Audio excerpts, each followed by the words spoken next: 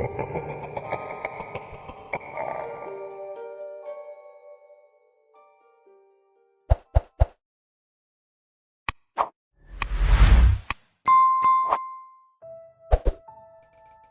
few weeks ago, I woke up in hell. I know this might sound dramatic, but once you'd been in my shoes, you would have thought the same thing. I really hope you never have to endure even a fraction of what I had experienced. I'm currently in a hiding spot and away from any real danger, so I thought it was the ideal time to write down the past weeks in hope someone can understand my situation. Last month, I woke up lying on a cold concrete floor, my head pounding like an elephant had trampled on it, and I felt like I was barely wearing anything. My hands only felt a skimpy patient gown. It smelled horribly of excrement, which someone had tried to conceal with disinfectant instead of washing the gown thoroughly. I sat up and screamed in panic as everything went black. I really thought I was blind at that moment until my vision cleared and I could see a bright crack under the door. I was in a room with no lights. I leaned over the gap and tried to see anything that would tell me where I was, because I had no idea how I got here. My memories went back to a time when I was sitting calmly in a diner, my girlfriend Flo and her little brother Benny across from me. That was all I knew. But wherever I was, I didn't belong here. Not a single soul deserved to be here. Through the gap I could see a lit corridor surrounded by several dark doors. Mine was one of them. Had I been accidentally locked up in a prison or a mental institution? That couldn't be possible. In my whole life, I've only had several bouts of depression like any person in their 20s and frequent sleep problems, but I've never been the kind of person who bangs their head against walls or plucks out their hair in a manic episode. After spending the next 2 or 3 hours, I completely lost track of time. Calling for help and exploring the empty room, I suddenly heard a voice coming from the other side of the room. It was a deep male voice with a croaking aftertone. "Screaming won't do you any good, brother. It'll just ruin your vocal cords. Then everyone's gonna think you're a chain smoker." I couldn't believe my ears. My panic and despair dropped by half when I heard his voice. It was the first time since I woke up that I found some sense of normality in my terrible situation. "Who are you?" I said out loud, pressing my head against the wall, hoping he would answer and confirm that I wasn't imagining him. "I'm locked up here just like you, brother." I heard him smirk. "How long?" I asked. "Maybe a few days. It could be a few weeks or months. I bet even you don't know how long you've been here." How right he was. He seemed very confident and relaxed as he spoke, which made me think he had probably spent a long time here. "Do you know where we are?" "Definitely not the Radisson Blu. I think they're keeping us here for some sick experiment." I swallowed loudly when I heard the word experiments. I've read many books and seen many films where people were involuntarily or voluntarily put in situations where their psyche was put to the test. I think one of those works was about the Stanford prison experiment or something like that, but I knew it was based on true events. In any case, I shuddered at the thought that I could possibly be part of a human experiment. Given the conditions I had to spend time in, I suspected the worst. "What kind of experiment could this be?" I asked my neighbor. "I don't know. They haven't done anything to me yet. At least I don't think so." I waited, spellbound. When I sleep, I often have nightmares about people in protective suits poking around on my body. It always feels so real and painful, but dreams are always real, right? And every time I wake up, I feel around my body and find nothing. I think I'm going crazy, brother. "But doesn't anyone come to feed us?" "You can't be here the whole time without eating or drinking anything." "Only when I'm falling asleep. They put a tray in the room right next to the crack in the door so I can see it. On the tray is always the same disgusting food. A dry piece of white bread, a spoonful of porridge and a piece of fruit, usually a couple of slices of pear that are really mushy, and a cup full of water. Then you always have to push the tray through the crack at the end. Only think about leaving the tray with you and you can bite the dust." I sank to the ground and listened to his words with a mixture of despair and hopelessness. I didn't know what would happen to me if I kept doing what my neighbor had been doing the entire time. Sitting in the dark forever, losing track of time, eating only the bare minimum to avoid starving, slowly but surely going mad, and not getting any answers. "We'll definitely find a way out," I said determinedly. "They can't just keep us here like this and never let us out." at the first chance we can. I've tried everything, brother. I'm sorry I gotta take away all your hope, but we're at their mercy. The only way out of here is to not touch the tray and just go to sleep." His words hurt my soul. Fear rose up inside me again. "Have you tried?" I asked cautiously. "Like I said, I've tried everything, but the survival instinct can be a real asshole." I don't know why, but the way he expressed his words was the height of the blackest humor and didn't fit my current state of mind at all, so I just had to laugh. I laughed so loudly and ugly that I couldn't stop. In the distance I heard my neighbor laughing as well, which only made the whole thing worse. I laughed like I've never laughed before in my life. Suddenly, I was reminded of the diner, my last known memory before I woke up here. In the memory I saw myself laughing too, Flo and Benny joining in. It was like a Bill Burr stand-up show. I really enjoyed the moment, and I think my neighbor was glad that he hadn't lost his laughter after all this time.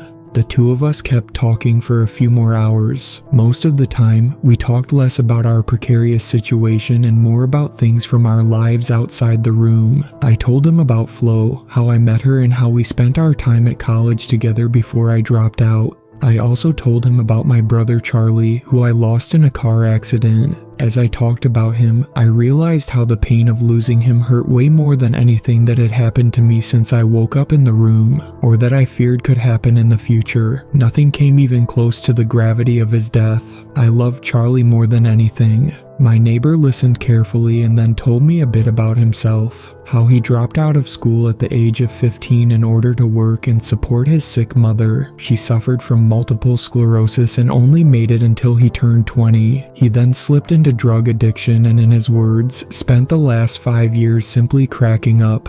It went on like this until he announced that he wanted to sleep.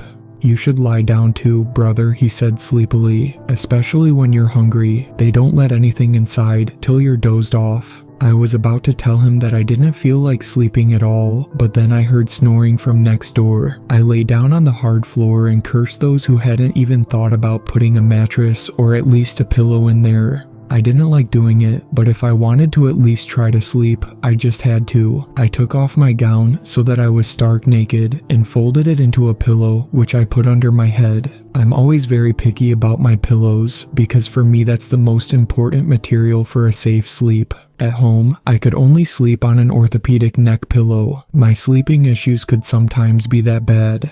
I lay on my back and stared at the ceiling, which could also be the wall, an endless darkness without any light or warmth. My neighbor appeared in front of me. I heard his voice, which had probably become so croaky from all the screaming, and I imagined what he might look like. I imagined how we would have crossed paths in another life, both of us at our lowest point and each other's support. I would help him with his withdrawal, and we would become best friends. Flo and her brother Benny appeared in front of me, sitting in the diner. Each of us was drinking a chocolate milkshake. Benny wasn't taking the ice cream very well, as he was holding his head and waiting for the brain freeze to wear off. I laughed at his funny expression, but Flo suddenly slapped me on the shoulder, looking all worried. She stammered something I couldn't hear. She took Benny in her arms. He looked very strange now, as if he was about to throw up at any moment. For some reason I still found this amusing, and I continued to laugh while Flo cried and held Benny close. Benny threw up something that didn't look like food or any other substance resembling puke. It looked like a turquoise and slippery tentacle. The suction cups looked at me like eyes and were so irregularly shaped that any trypophobic person would gag at the sight of it. The tentacle hung motionless in the air. Benny was choking with every second.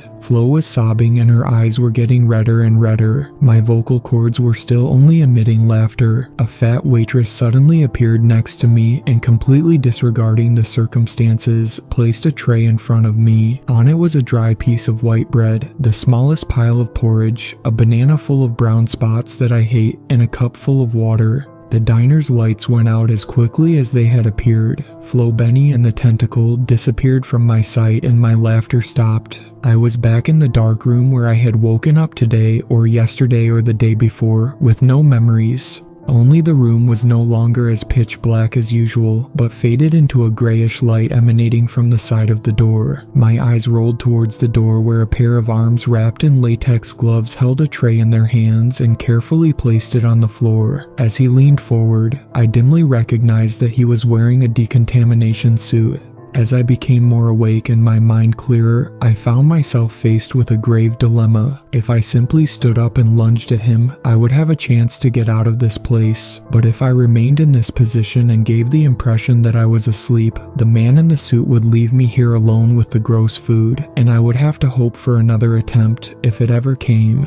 As the man in the suit pushed the tray towards me, he looked at me and our eyes met, even though I was just staring into a gas mask with integrated eye protection. The man backed away and pulled out a walkie-talkie. I wasn't sure what he was saying because he was stammering so much, but it was obvious that he caught me awake. I looked at his legs and saw that he was shaking. He was scared. At that moment, I didn't care what he was so scared of though. I wanted to take advantage of every chance I had. I got up from the floor and slowly staggered towards him, making the most disturbing expression on my face. The man walked backwards until he reached the wall and was at my mercy. The gray light completely surrounded me now, and I felt like I could see colors for the first time in years. I grabbed the man by his suit and shoved him into the room. His whole body was trembling. I looked him up and down. "Give me your suit," I said, mock croaking. He didn't hesitate and took off his green overalls and gas mask, until in the end there was only a lanky boy in his underwear. He looked barely older than 20. He was sweating all over and I could see a small yellow puddle on his feet. Poor bastard. I put on the hazmat suit, the gas mask, and his rubber boots. In the suit pockets I found the key to the room. Before I closed the door behind the boy, I said, "You'll be out of here soon."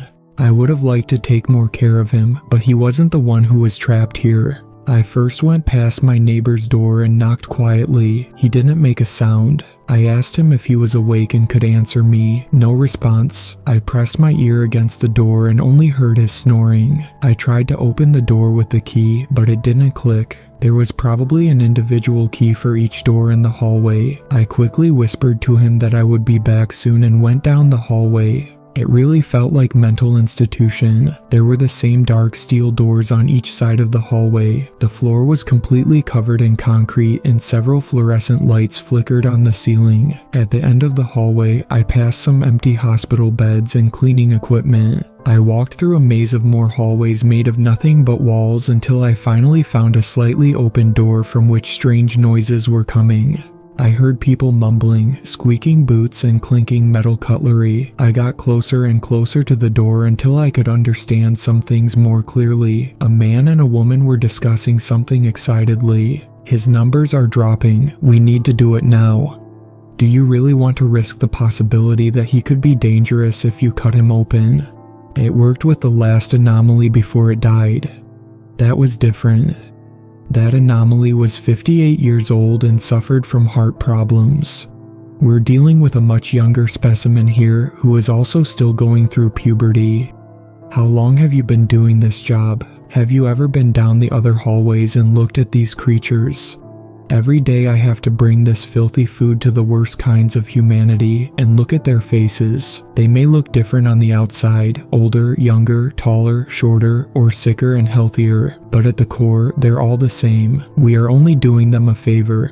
There was silence after that, which made me think that the woman had given in. Curiously, I dared to look into the room as inconspicuously as possible. Another man in a hazmat suit and a woman in a gas mask and surgical gown were bent over a hospital bed. The woman took a scalpel and worked on the body of the person who was lying motionless on the bed. I leaned closer to get a better look when suddenly the hinges of the door squeaked and exposed me. The man in the suit looked at me in surprise, but the woman seemed to have been startled by the noise because she frantically cut into the patient's chest before turning around too. The patient suddenly woke up and screamed loudly, his chest heaving. At that moment, I realized it was a little boy. He had curly hair and green eyes and loved chocolate ice cream more than anything. It was Benny. The man in the suit acted quickly and pulled out a knife and approached Benny. I lunged at him and knocked it out of his hand. We struggled for a while, with him having the upper hand. He was very strong and punched me pretty hard, but I fought back as much as I could. I did everything to stop him from picking up that knife again. Meanwhile, Benny got up from the bed, still screaming and his chest bulging out. His screaming suddenly turned into a terrible wheezing sound, as if he was about to vomit his intestines out at any moment. The woman in the surgical gown approached him cautiously, but before she could do anything, Benny knocked her out of the way with full force, leaving her lying motionless on the floor. I was still fighting with the man, but finally managed to grab him under the nose and push it up, causing him to release me from his handle in pain. I quickly ran to Benny, although I didn't know what to do. "Benny, it's me," I shouted, hoping he would recognize me, but the sight of him told me that I was standing in front of something completely different from Benny. I would only recognize this creature in my worst dreams. Benny's wheezing got louder, and eventually, gigantic, turquoise and slippery tentacles sprouted from his mouth, chest, and eyes. I was frozen and didn't know how to feel. I knew that creature wasn't Benny. I knew I'd seen it in my dream. I knew it was real, and I knew it was my fault.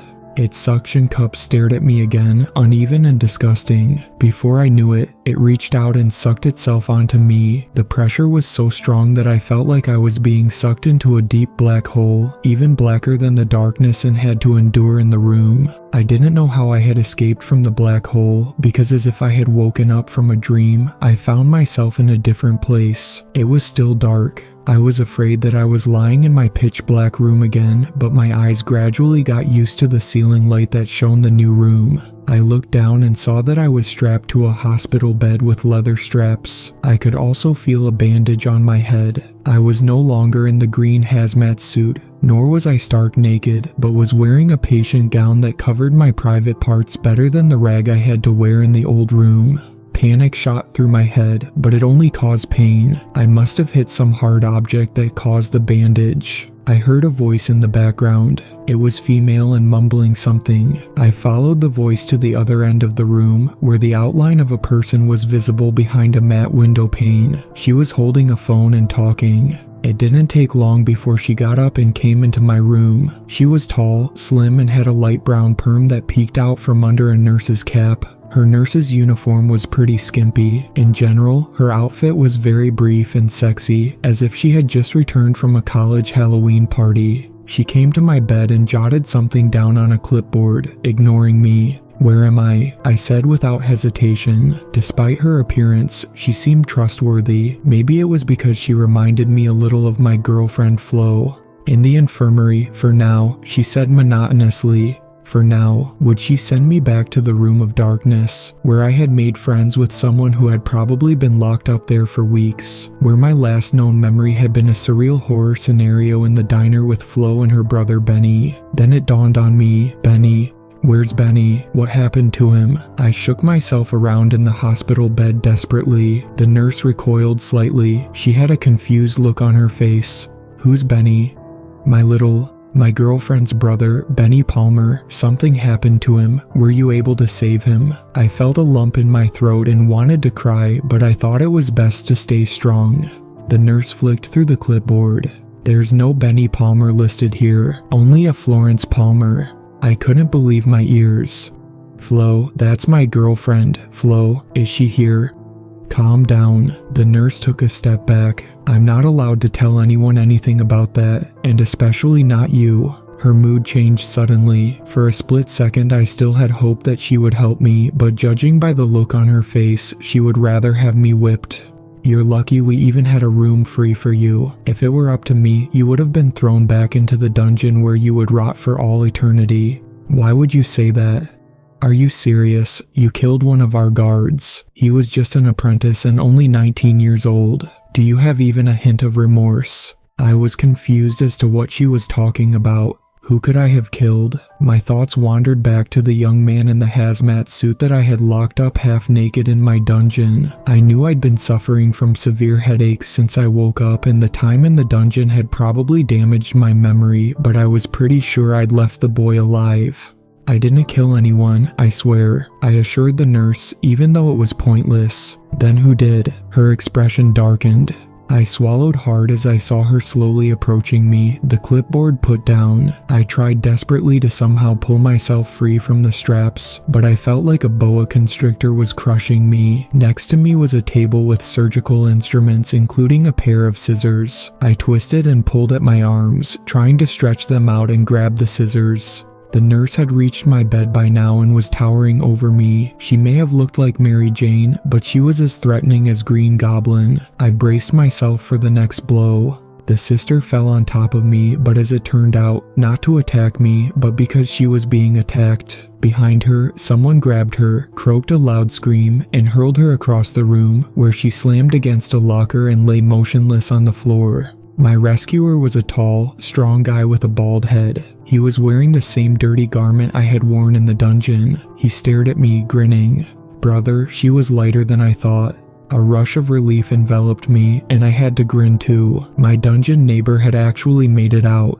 He took the scissors from the table and cut the straps so I could stand up. It felt great to be able to stretch and breathe normally again. My neighbor hugged me tightly and seemed relieved to see me too. "Thank you, man," I said.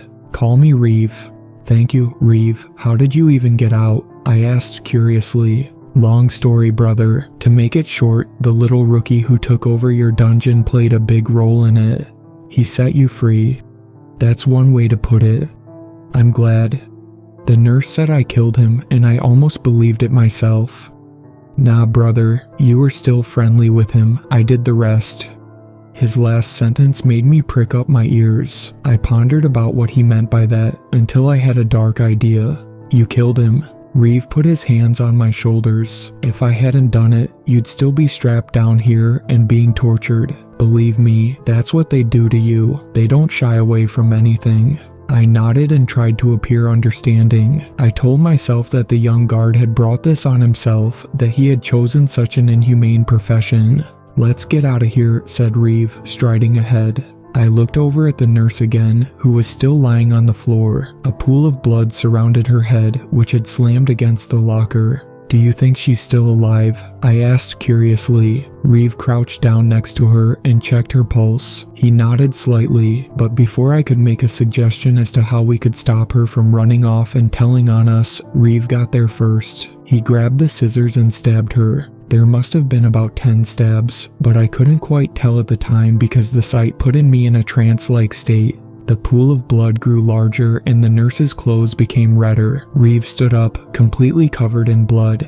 "She won't run away now." Without saying anything else, Reeve left the hospital room with the scissors and waited for me. I stayed behind and processed the thought that the nurse was nothing but a holy corpse now. My gaze fell on the clipboard that was lying on the floor. Flo. My consciousness became clear again now that I knew what my real goal was. Benny was probably still in this hell, and Flo probably was too. I left the room and the two of us walked down another maze of hallways. Every now and then we looked into rooms that seemed to be empty and discovered more hospital rooms, operating rooms, and cleaning closets. If there's an exit here, they've hidden it pretty well. We hid in a hallway so I could focus on the clipboard. I browsed through the documents. They were mostly records of people who were apparently being held here. Each person had personal information such as blood type, blood values, brain activity, and something I didn't quite understand, anomaly level. I kept turning pages until I found Flo's name. Her blood values seemed normal. Her anomaly level was 1. Whether that was a good or bad sign, I couldn't tell. There were even a few notes about her.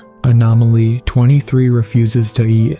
Anomaly 23 exhibits self-harming behavior. Torn fingernails are found in food. Anomaly 23 repeatedly insists on meeting with Anomaly 24. I kept flipping through until I found the record for Anomaly 24. The documents were very disorganized. I thought it was me because the nurse said Benny was not listed, but I was wrong. Anomaly 24 did not have a real name. The anomaly level was 100. He also had notes. Reading them made my neck hair stand up. Anomaly 24 exhibits overreactions to medication, tantrums, fidgeting, screaming fits. Anomaly 24 is regularly sedated and force-fed. Anomaly 24 does not respond to treatment methods. Tentacle arms appear at irregular intervals. Last known appearance on November 10th at 6:36 p.m. during Anomaly 25 attack on staff. I shuddered to turn the page and find my record because it was certain that I had one, and it was certain that Anomaly 25 was me, but it was necessary to find out everything so I could understand what had happened to the three of us. My record showed my name and my anomaly level, which was 55. I also had some notes. Anomaly 25 is the first anomaly to show signs of possession by tentacle arms. Anomaly 25 escapes dungeon by murdering a guard on November 10th at 6 p.m. Anomaly 25 is cared for in infirmary after fainting. "Are you nearly done with this?" Reeve asked impatiently. "I'd really like to get out of here, brother." I stopped reading and we left. Unfortunately, there was no floor plan among the documents, so we just wandered aimlessly, hiding from possible danger. Eventually, we reached a door at the end of a hallway that seemed different from other doors. It was larger and had two handles. It was one of those entrances that you had to push hard to get into. We approached the door and saw a note attached to it. It said, "Next showing on December 1st at 10:30 a.m. "Brother, is this a movie theater?" Reeve seemed very excited and forced the door open. I thought it was a bit reckless that he just walked in without considering that someone might be inside, but he was already gone. I followed him. We were now in a room that actually resembled a small movie theater. There were comfortable seats lined up everywhere, and in the front was a large white screen. In the center between the seats was a device that looked like one of those ancient movie projectors. While we're dying in the dungeon, these asswipes are enjoying themselves at their finest. Reeve muttered angrily as he studied the projector. He fiddled with the buttons until suddenly the film reels started to spin and a beam of light shone out of the device, projecting an image onto the screen. "Jackpot," Reeve shouted. I was still a little suspicious, fearing that hazmat people might storm in at any moment.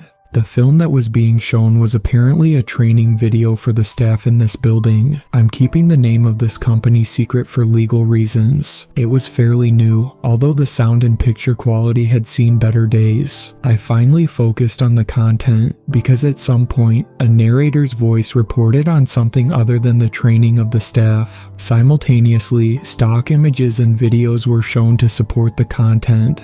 Now you are probably wondering what the reason for this induction is, what the reason for the construction of this building is. As you already know, the current pandemic is in full swing. Since Day X, as we call it for the sake of simplicity, several formerly human beings have been possessed by an extraterrestrial creature that, to the layman, appears to be a tentacle monster. In fact, our best scientists are still studying this creature in more detail, so that they are fully aware of what humanity is dealing with. The origin of the creature is not yet known. We also cannot say what abilities this creature possesses.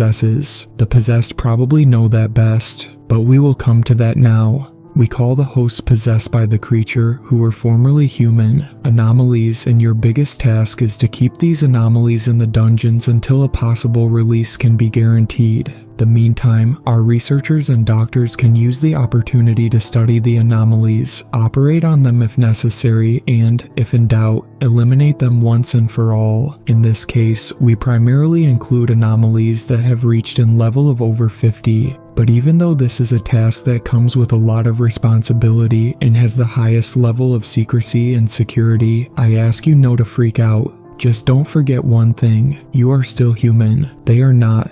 Now let's move on to the safety instructions. I pressed the button that stopped the projector. It took me a moment to process what I had just seen. At the same time, my head hurt again, so I had to sit down.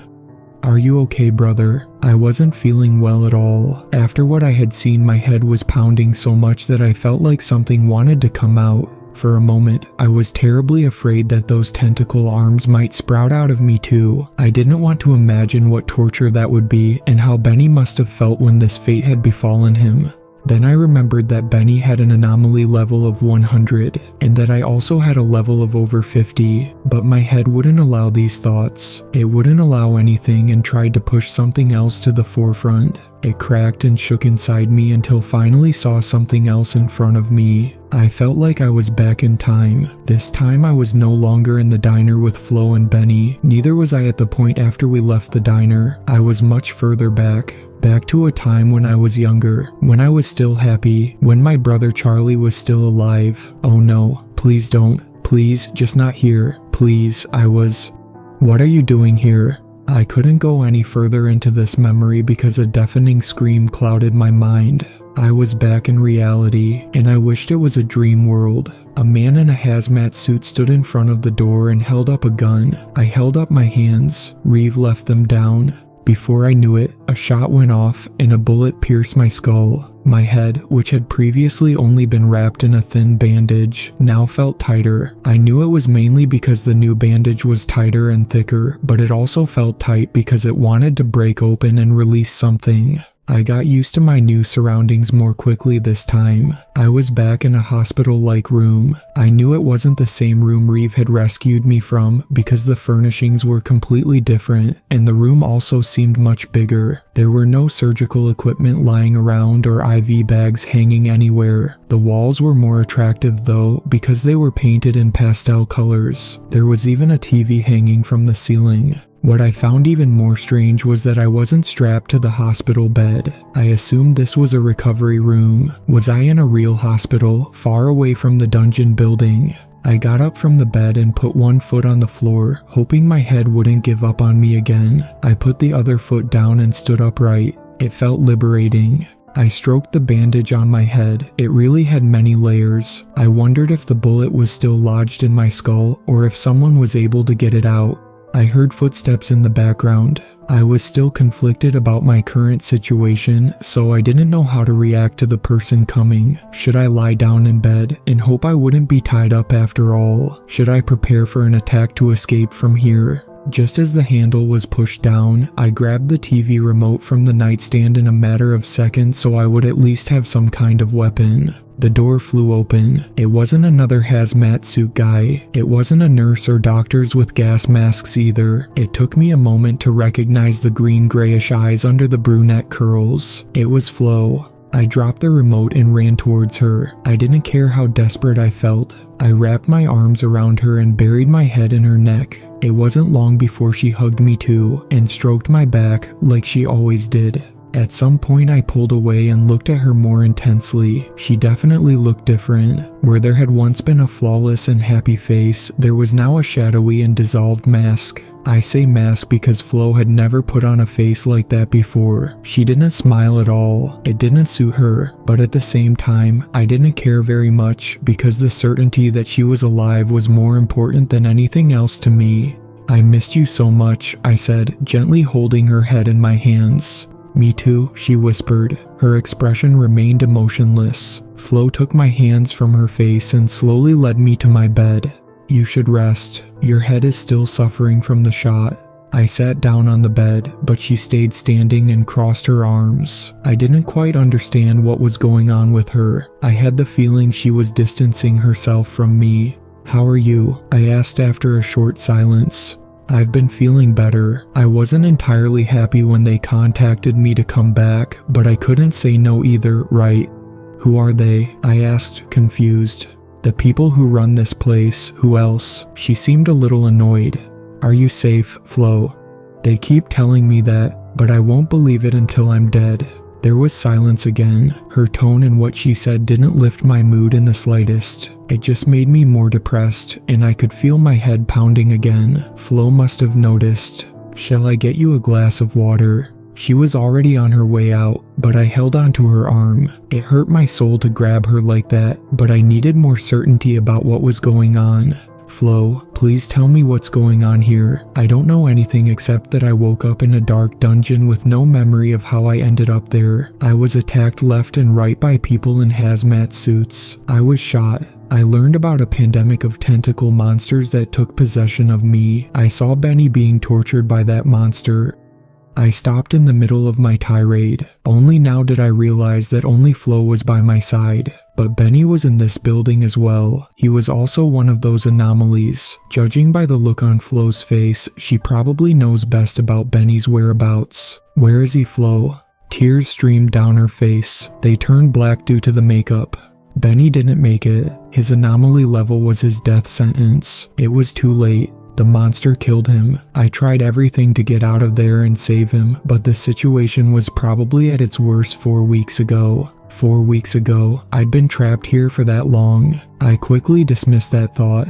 I pulled Flo to the bed and she didn't refuse. I held her tightly against me and she cried on my shoulder. She made no effort to hold herself onto me. Her body just hung limply against me. She looked so broken, so lost. I knew exactly what she was going through too well. We stayed in that position for a while. During that time, I remembered Benny, imagined what he was like when all this cruelty hadn't happened yet, and he was just living his life. I still remember how much he loved skateboarding and how I always gave him a push with my rollerblades, how we went out for ice cream together, how much time we spent playing Mario Kart. I'm sure he would have got along really well with my brother Charlie, even with Reeve. Eventually, Flo was strong enough to lift her head from my shoulder and wipe her eyes. "What happens now?" I asked carefully. "What do you mean?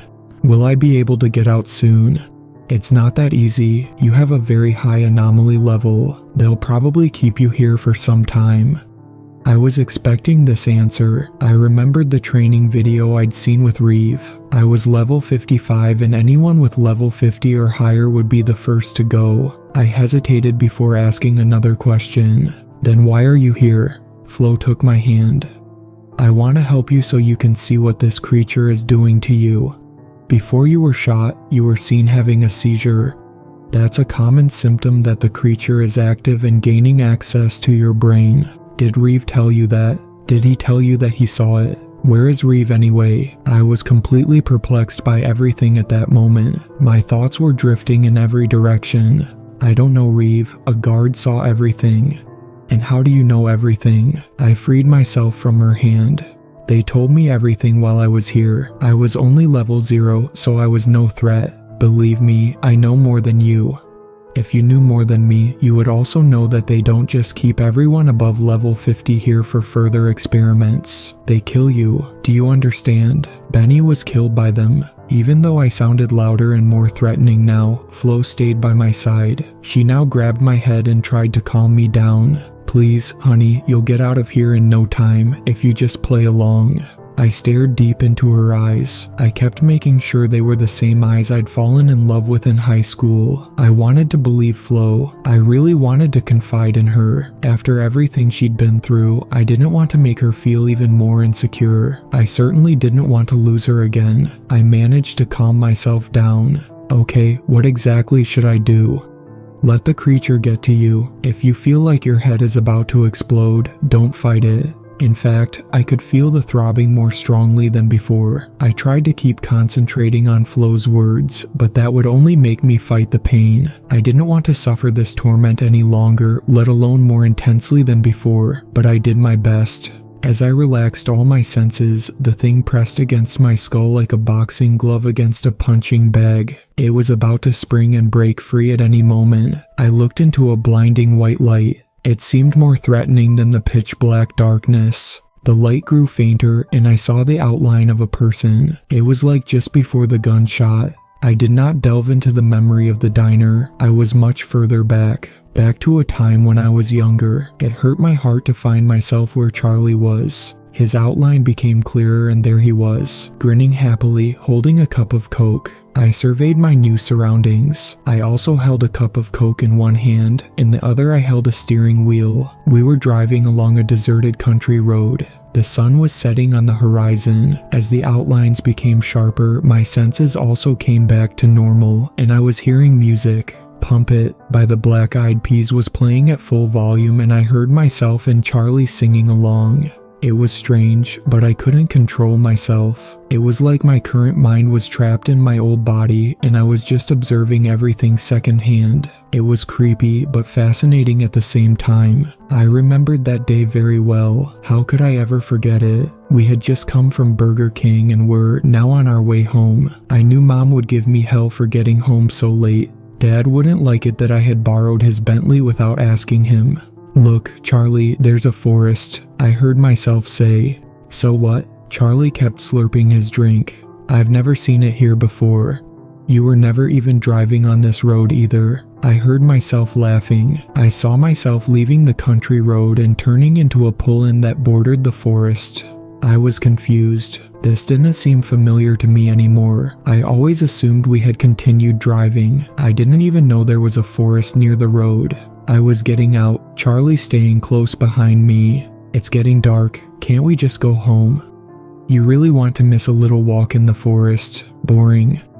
As I continued to mock him, I was going deeper and deeper into the forest. Charlie was following me but keeping my distance. I wanted to shout to him not to be afraid, but I couldn't. The forest seemed pretty normal, except that the trees did not differ in any way. They all looked exactly the same. I also felt like the ground was moving. I thought I had drunk a little too much that day, but I'm very sure that I'd never driven drunk in my life, and certainly not with Charlie in the car. I was approaching the liquid-looking forest ground, which was surrounded by the identical-looking trees, and was leaning over. It seemed like an optical illusion. I had never seen anything like it before. I was about to put one foot in it when I was suddenly slipping on something and falling in with my whole body. Charlie was calling my name in the background. I was immediately standing up again. I was sniffing moss out of my nose and brushing the dirt and plants off my body. Charlie was coming running and helping me brush myself clean. When I looked again, I saw that the trees looked normal and different. The forest ground was no longer moving either, so it was just my weird mind after all. On the way back to the car, I was explaining to Charlie what I had seen. He must have thought I was crazy because he had only seen a normal forest, which assured me that I was just me. We were driving back onto the country road. It had now become dark. The road was still empty. There was a strange atmosphere in the car. Charlie was sitting calmly in the passenger seat, but I was getting somehow tense. My whole body was shaking, and my hands were acting up. I couldn't hold the steering wheel properly. My fingers were fiddling with the music and turning the volume up. It seemed as if I was trying to distract myself. It was disturbing to watch myself like that. Charlie noticed that too and became suspicious. "Watch the road." But my eyes were no longer on the road. My mouth was vibrating. My eyes were also moving erratically. Before I knew it, I was vomiting up a substance that I couldn't identify at first glance. But then it dawned me, they were tentacle arms. Then they sprouted from my eyes, and I could no longer see anything. Again, a blinding white light came, and this time I played several memories one after the other for brief moments. Next, I saw myself squeezing out of the wreckage of my dad's Bentley. I was spitting out blood and I saw the bone sticking out of my wrist. From that point on, I remembered everything again. All these years, I had assumed that I had simply driven off the road. When I finally getting outside, I looked at the smoking car and saw Charlie still sitting in it. His airbag obscured most of the view, but it was only the sight of the blood splattered around that made me dread it. Then the light came back, and the next moment I saw myself sitting on the curb. Someone was putting a blanket on me. In the background, I saw and heard police sirens. I was just sobbing. The light again. I saw my parents in our apartment. They were screaming terribly. Their voices sounded scratchy, but the screams weren't directed at me. They were yelling at each other. It was so loud and chaotic that I couldn't understand most of it, but I knew what the reason for the argument was. They never forgave themselves for letting Charlie and me drive alone so late at night. The light again. I was a lot further in the future this time. I was sitting in the diner. In front of me was a cup of coffee and a marble cake. Tears were rolling down my cheeks. I think this was shortly after I dropped out of college, but I wasn't sure. Light, and there we were, my last known memory, the starting point before I woke up in hell. Flo, Benny and I were sitting in the diner slurping chocolate milkshakes together. Benny and I decided to have a drinking contest. I let him win, but the cost was that he was getting brain freeze. Flo was sending him to the bathroom so he could pee. Then she was leaning toward me, looking pretty serious. "I think you should slow down." "What do you mean?" I asked. I really didn't know what was happening. This memory was very fragmented. "I don't like that you spend so much time with Benny. Whenever the three of us do something, you only hang out with him. And whenever we're both alone, your first question is always where Benny is. I don't like that." "I don't understand. I just like spending time with your brother. You always said I was good with kids. But this is different, and you know it." My old self shook his head, but I knew what she meant. "Benny is not Charlie, as hard as it sounds, Benny is not your brother. I was swallowing hard and becoming more agitated again. So, you don't want me to be by Benny's side anymore. I think we should take it slow. You have to get over your loss, honey. It's been 3 years now. I was becoming more and more agitated, and my body was trembling. I was holding back. Benny had just come out of the bathroom and was sitting down with us. Another drinking contest. I bet I'll be faster again, Benny said cheerfully. Benny, it's time to go, said Flo, getting up. Benny seemed confused and refused to go. While the two were arguing, a waitress was coming to our table and asking if we wanted anything else. Everything happened at once and I couldn't stand the pressure. My body was shaking harder, eyes and mouth were rebelling, and then the tentacle arms were shooting out from all ends and hitting Benny right in the face. Flo, who was only streaked, was frightened and backed away. All the other people in the diner were overwhelmed by the sight of the tentacle arms and were hiding or running outside. Light. I found myself in a room that resembled a delivery room. 2 people in hazmat suits were towering over me and talking to each other. And these tentacles have only appeared on him so far as we know, but the little boy in room 3 is showing signs that suggest he could be next. What do these things do? We can only assume that they do something to the host's mind, manipulate it or damage it in some other way. It could also be that they cause hallucinations. Before being admitted, this object here kept babbling about a person called Reeve. Light. I was now at the place where I had woken up for the first time. In the dungeon, I was talking about Charlie, how much I was missing him. I was talking about Flo and Benny, but who was I talking to? I received no answers or any other reaction to what I was saying. Light. I was standing outside of the dungeon. I was wearing a hazmat suit. In front of me was the young guard I had lured in. He was shaking all over and peeing himself, but instead of closing the door behind him, I was walking up to him, grabbing his head and smashing it into the concrete wall. Next, the concrete floor. It was unbelievable how easily I managed that. He was really skinny. Light. I was lying in the hospital bed, strapped down. The sexy nurse was coming at me, ready to attack me. My arm managed to free itself from the leather strap and grab the scissors from the table. Just as the nurse was about to reach for me, I stabbed her in the neck with the scissors. Light. I was running down the halls, clipboard in hand. I was alone. Light. A hazmat suit guy caught me watching the video in the projection room. He was holding a gun in his hand and fired. I was the only one he was aiming at. The shot hit me and the light flashed white for the last time. Flo appeared in front of me. I was back in the recovery room. She seemed very excited. What did you see? I blinked several times to make sure that I was truly back and that the horror of the last few years was only anchored in my subconsciousness. A lot, I said. What exactly? I didn't have the strength to tell her everything in detail. It would be a painful experience and I had already experienced it in the worst possible way, twice. So, I had another idea. To sum it up, we have to get out of here, I said seriously. Flo jumped back, visibly confused. I'm serious, Flo. The creature made it clear to me that we can't trust these people. We have to get out of here this instant or they'll kill us. I prayed hard that Flo was on my side. She got up from the bed, paced back and forth, and finally stopped. Then quick. I hopped out of bed and we both left the room. We walked down another maze of hallways and rooms. How did you get inside in the first place? I asked as we wandered the halls, hiding from possible danger. Through an entrance near the administration office, but it's well secured. I followed her every step until we reached a hallway at the end of which 2 armed guards were guarding a large steel door with barred windows. As soon as the 2 of them saw us, they pointed their rifles at us. How dare you walk around here free? Flo stood in front of me. One guard spoke into a walkie-talkie, the other came closer and closer with the rifle and held it close to my face, but not before covering his face in the crook of his arm.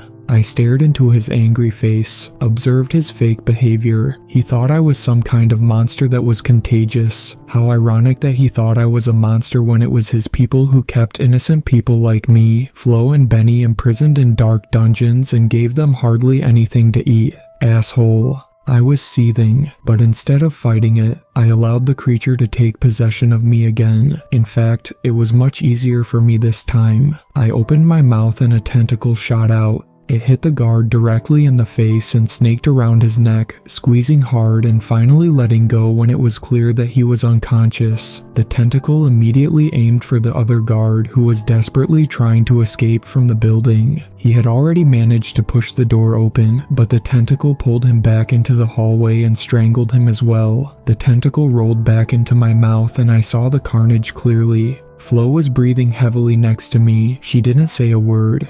The next moment an alarm went off. There was no time to calm Flo down, so I grabbed her hand and pulled her out of the building. I won't go into detail about what happened up to this point, as it's not that important. In summary, I can say that we made it out of the building safely and are now in a woodshed near a forest. The owner of the shed was kind enough to take us in until we were ready to leave. He's currently away. Flo went out a while ago. She said she was going to collect firewood, which I don't understand, as the owner had stored enough of it. I should check on her later. I'm glad I made it out of the nightmare. I was free from hell. I don't know how long my joy will last, but for now I want to enjoy my freedom as much as I can, and I certainly would never have managed it with the help of my savior that was living inside me. It has such a unique power that I can't explain. Of course, I also owe our safe escape to Flo, my other savior. And not to forget Reeve. I'm looking over to where he's sitting in an armchair, deep in thought.